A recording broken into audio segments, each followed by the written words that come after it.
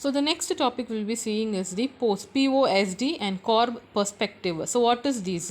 Luther Glulik explains the scope of public administration through English letters POSD, CORB. What is that? Okay, we will see that each letter explains the function of public administration. So okay, so this was described by whom? By Luther Glulik, and he explains the function according to these English letters. So what is P stands for planning, or as we know that how to plan it, right? So what he says that planning any agenda, that is any policy or any rule that the government machinery seeks to implement by working on the methods of implementation. Okay, so according to that he wants to do a planning. Okay, there must be a planning done by the government. Okay, next one, O means organization, organizing something. Okay, what he says we will see that forming various departments and structures like division, subdivision and other administrative structures,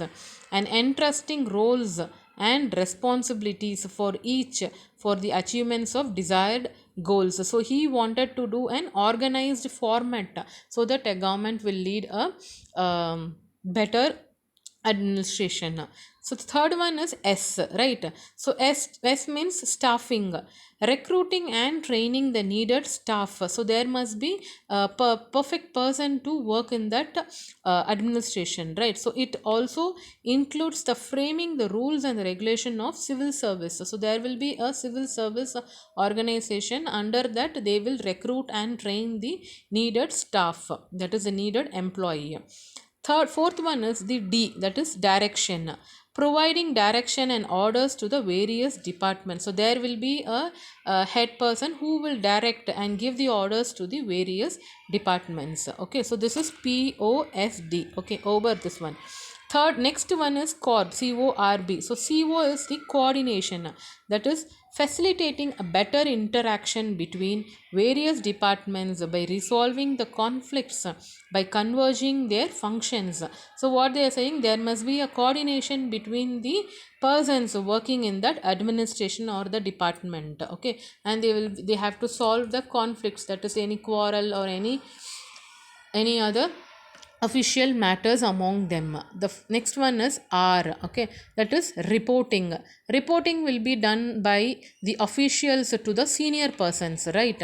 For example, in a school a teacher will report to the principal or the headmasters, right? So likewise in an administration there will be reporting of by the officials to the senior officers on the functions of the various departments, submitting the reports to the legislator by conducting research, documentation and investigation. So everything will be involved while submitting the reports.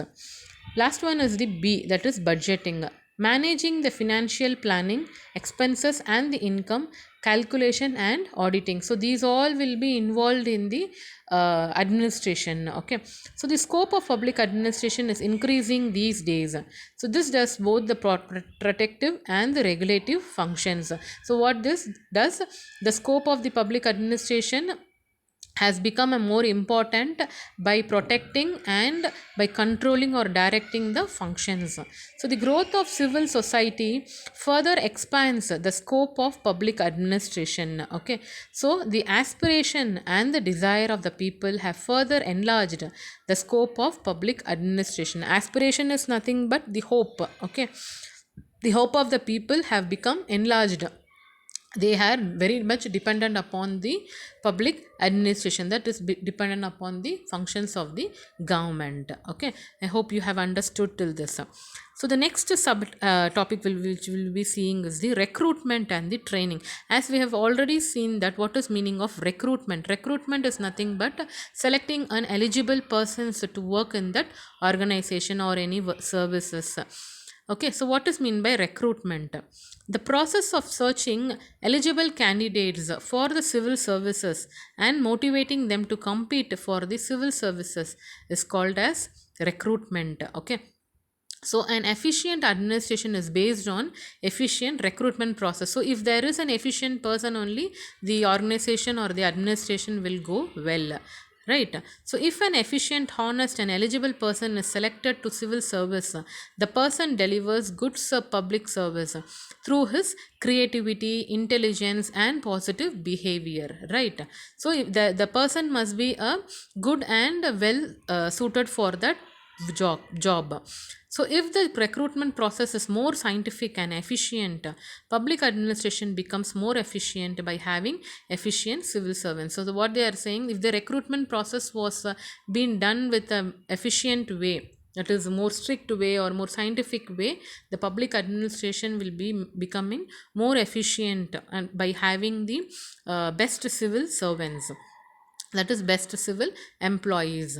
Recruitment has a prominent role in staff administration, so this has an important role. Okay, according to Og Stoll, another expert, he says what is recruitment. Recruitment is the base of staff structure. Okay, so recruitment is the base part. Okay, methods of recruitment. So what are the methods? We have two types of recruitment. One is direct recruitment, another one is internal recruitment. Okay, what is direct recruitment? Direct recruitment is the most popular and the scientific method of recruitment. Recruiting eligible candidates through competitive examination in a fixed pattern is called as direct recruitment. So by keeping an competitive exams, so they will be writing civil service exams, right? So by selecting the persons by writing the examination, so this is said to be as a direct recruitment. The candidates need to have some general qualification and specific qualification to enter into the service through direct recruitment. So there will be a criteria where they will select the qualifications of the candidates. Okay, so the second one is the internal recruitment, selecting the eligible in service person to higher position is called as internal recruitment. That is, a person has already been selected in that or working as an employee in that organization. Okay, so he may be given a promotion so that he may raised to the higher position. So this is called as an internal recruitment. So the opportunity is given internally. Okay, so the most of the countries had adopted this method. India too has adopted this method of recruitment. Okay, so next one is the training. So what is mean of training? Training, as we by the name itself we can say that training a person in a particular field. Okay, so the efficiency of civil service personnel depends upon the quality of the training received. So what the training has been received by that person will be shown in the field or will be shown in his administration, right? So as the modern administrative functions are complex in nature, the personnel need to undergo proper training to know and manage the administrative function. So he must be given a proper training, otherwise he may not be able to work in that organization. Only through proper training the personnel can gain the necessary knowledge to perform. As I already said that if he is not given a proper training, he may not gain the what knowledge he has to perform in that place, right? So training has a special place in the public administration. Since the challenge of managing and running complex technical works is part of the modern governance, the importance of training is increasing. Training is a continuous process, so training never ends, right? So even a smaller person till the bigger higher authorities will be getting a training in the particular field. So next we will be seeing the types of training. So what are the types of training? So there are 5 types of training, and the duration of the training and aim of the training and the institution providing those training. So here they have given the first thing is formal and informal training. Formal training is a training that is received by the employee which is carefully planned in advance. So before joining to that place, before joining to that work area, they will be given training. So this training is provided under the supervision of the experts. So the expert person will give the training.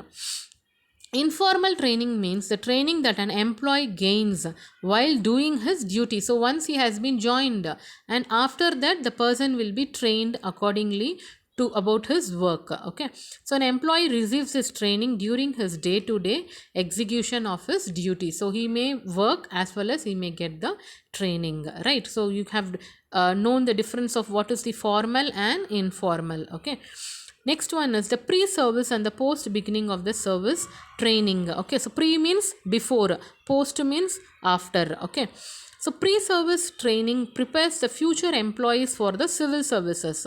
So they will prepare before the employee join into that civil service.